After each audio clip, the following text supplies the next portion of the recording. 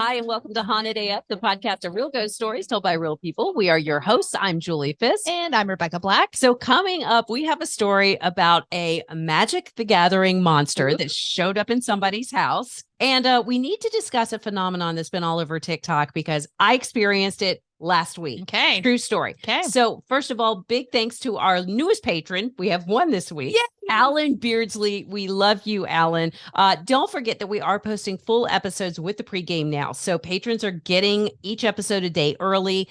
We've also got some occasional freebies over there. Like the new t-shirt. Oh. Can you see? Where'd yours go? The new Squad chair. Goals shirt. Here, there it is. Mine up. Yeah, so we gave away one of those, and we do every now and then we have freebies that we give away over on the Patreon page. We also have exclusive stories. Like this week, Bethany told one about going to the Stanley Hotel. Love it. She was with a drunk private investigator, and they snuck into some off limits places. So again, find all of that stuff at patreon.com/hauntedaf. And of course, it wouldn't be an episode of Haunted AF if we didn't take a moment to beg you, please write reviews about us. Good reviews. Good reviews. Yes. We would also love it if you tell your friends, so pass it on along. If you're watching on YouTube, like and subscribe. You can follow us on Instagram, Twitter, TikTok. That's our big one, FYI. But most importantly, please send us your ghost stories, alien stories, Bigfoot stories to hauntedafpodcast@gmail.com. You know, it's funny. We have the most followers on TikTok, but we do the least there. I know. How does that work? Oh, I know. Well, we got to get on that. We got to get better about our TikTok. And so before we get started, we need to share an update from Mark about the black ball that he has seen. Do you remember this? The thing that like folded into itself. Yes. He says, so basically the first two times I saw this, it just like folded into itself. It looked like a black trash bag, or at least that's what my mind kept trying to rationalize it as. Makes sense. The first two times I saw it when I was roughly 7 and then 22, I reached out and felt nothing. Eventually, the object sort of faded away. The third time, when I was roughly 30, I started looking for clues as to what it might be. This time, however, it got smaller, and I thought it was going to leave that way. But then it expanded, and it formed like a honeycomb shape. Ew. And then it slowly fell onto me and disappeared. That's creepy. That's messed up. He says, no idea what in the world it is, but I hope to see it again. And that is from Mark. Does he really hope to see it again? I wonder. Well, he says it never scares him, whatever it is. So that's 3 times now, and it never scares him. I just want to know, has anyone else had something similar to this? So I know there's that state that we have where, like, right after we wake up where we're not entirely awake. Right. So, but we still, that seems to be a time when people see things. Yeah. So if you guys have anything like that, please let us know. hauntedafpodcast@gmail.com. All right. So our first story this week comes from Rob. He has a podcast called Hometown Ghost Stories, and they have been trying like crazy to get us on the show.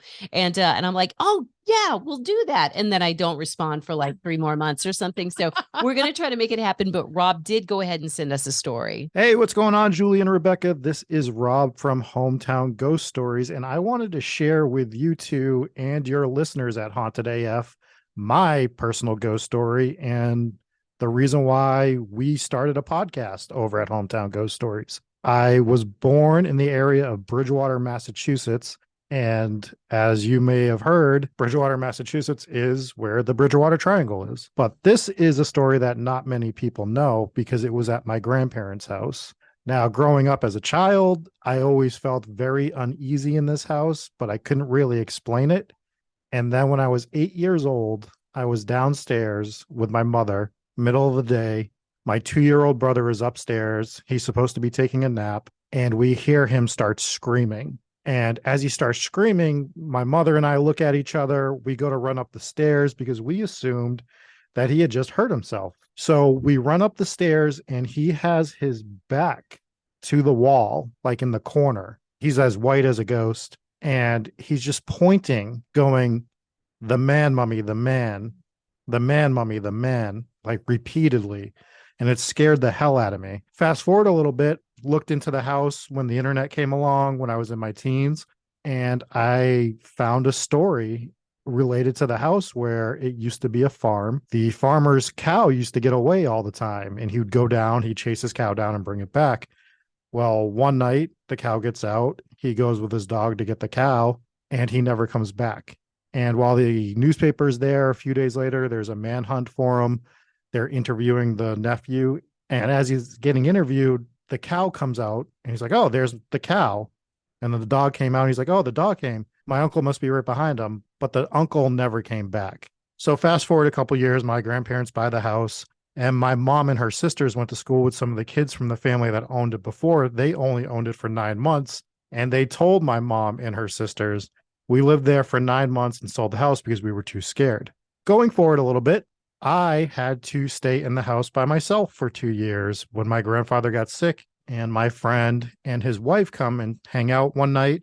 And as we're hanging out, we're just watching TV in the living room. We hear somebody start walking. So we mute the TV, and this wasn't just creaking. You could hear them literally walk from one end of the hall and enter the bedroom that's at the foot of the stairs. They also brought their dog over, and every dog that would come to this house would just start barking up the stairs.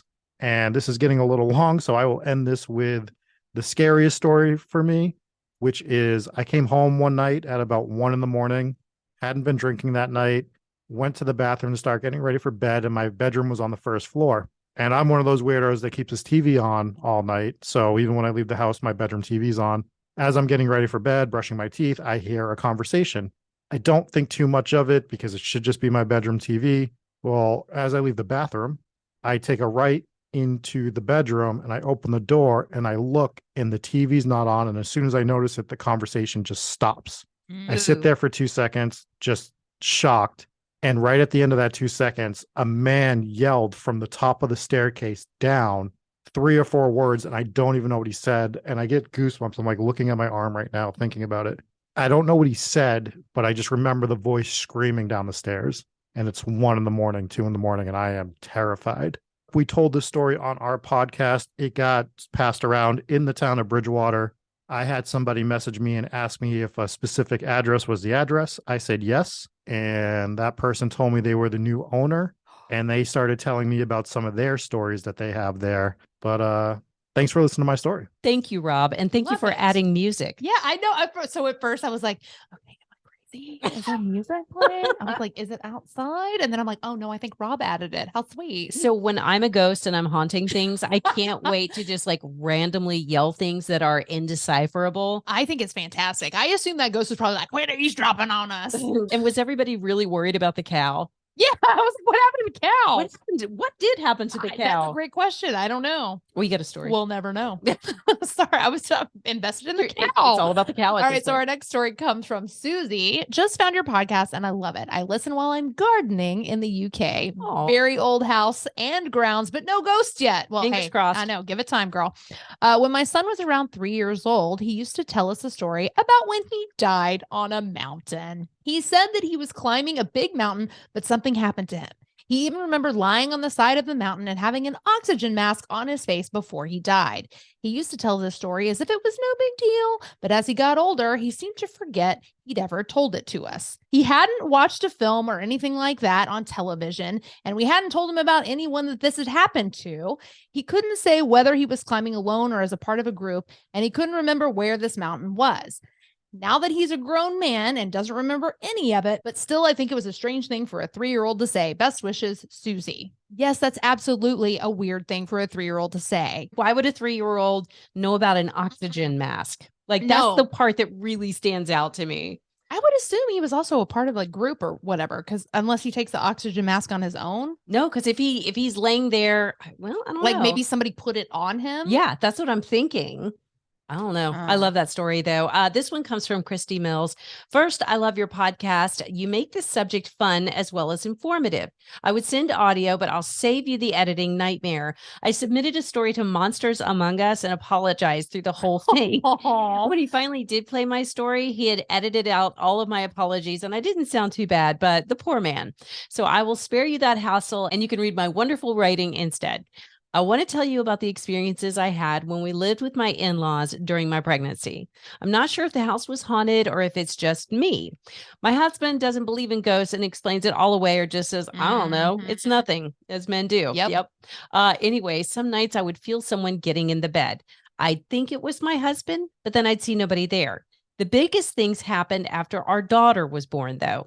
When she was 3, we decided to play the new game Borderlands 2. So we set it up near her bedroom so we could play it and keep an eye on her. Bad parenting, maybe, but it had been years since we played anything together. And as gamers, we had the itch. So I explained to Kaylee that mommy and daddy would be right here. And then she ran promptly to her room and started to shut the door. It's very sweet. Yeah. As the door's closing, though, she started to scream. So I assumed she must have pinched her fingers in the door. But when I ran over there and tried to open it, it wouldn't budge. So she's crying and yelling for us, and I kept pushing on the door. It just would not open. Finally, it flies open, and Kaylee comes running from at least 10 feet away. She's on the other side of the room, nowhere near the door. So I scoop her up, and I check to see if she's hurt anywhere. There's nothing. We checked the door to see if something had fallen or would have caused it to stick, but there was nothing. So around this same time, I woke up in the middle of the night and saw a purple monster floating on the ceiling looking at me. I was shocked, but I figured it must be my imagination or something. So I blinked a couple of times and it was still there. It looks similar to Megatog from Magic the Gathering. Yes, I'm a geek. That's what she said. I love it. Except it had more teeth. So I look at my husband and back at it again, and it's still there. Oh, God. So I'm about to wake him up and ask, are you seeing this? But then Kaylee started screaming. She was a late speaker and didn't have many words at this point. But when I ran to her, she kept saying, purple monster. That freaked me out. Yeah. Many years later, I heard of tulpas and wonder now if she had somehow projected this thing from her nightmare to me. Maybe. It was odd, but it looked so real. I have no other explanation, and it has never happened again. Luckily, we moved out not long after that. Take care and stay spooky. And again, that is from Christy. Okay, that's freaky. Yeah, and I had never heard of a tulpa. No, me either. But apparently, a tulpa is an entity that is created in the mind, acting independently of and parallel to your own consciousness. They are able to think. They have their own free will, emotions, memories. So really what that means is that a tulpa is like a sentient person that's living in your head, separate from you. I had never heard of this. It's like the matrix inside your brain. Yeah. Is what I picture it as. How could it have its own thoughts and memories if it's created from your own, whatever? Okay. You know what this made me think of, though, a little bit? When we had Liz Sauer on from Ghost in the Burbs. Yes. And she talked about how she had just watched a scary story that had like a scary witchy lady in it. And then she saw the witchy lady in her room. Right. And it was very, very real to her. And I know that is a phenomenon where sometimes we can see things. Like if something has really scared us and kind of like imprinted on our brain. I feel like maybe Christy is the one who projected this image to her daughter somehow. Oh, you may be right on that. Yeah.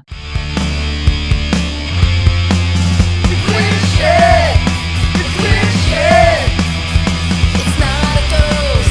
It's not a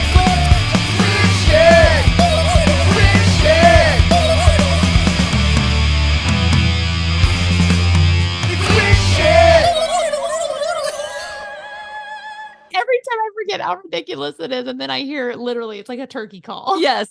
So that is from Curtis. Oh, that's Curtis great. actually recorded a Dead Pet of the Week theme song for us last year. And then he did this. He did a weird shit I theme love it. song for us. So good. And the first time I heard it, I didn't even realize that was us. Seriously, I did not realize that. That is hilarious. So something I wanted to talk about, and this is loosely related to a video that we just shared on all of our social medias. That's freaking weird, man. Isn't it? Yeah, like there's someone else taking a picture. Right? It's just so weird because it should be moving. Yeah, I don't see any, like...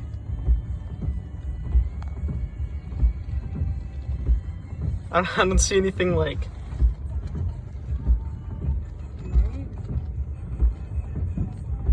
Okay, so and people were commenting and saying it's very clearly hanging from like fishing line or something, which I kind of assumed that. I mean, yeah, but it literally isn't moving. And usually with a fishing line situation, you got a little bit of a back and Something. forth, Yeah. right? Well, the bird's dead. So it made me think about these videos that keep popping up on TikTok of these planes that look like they're not moving. Yeah. Look at, I told you. I told you. Did I not tell you? Did I not tell you? Look at, that is fucking crazy. Bro. When I first heard about this phenomenon, I didn't even bother watching the video because I was like, well, obviously it's a plane going one way, you're Right. going the other way. Right. So it looks like it's not moving at all.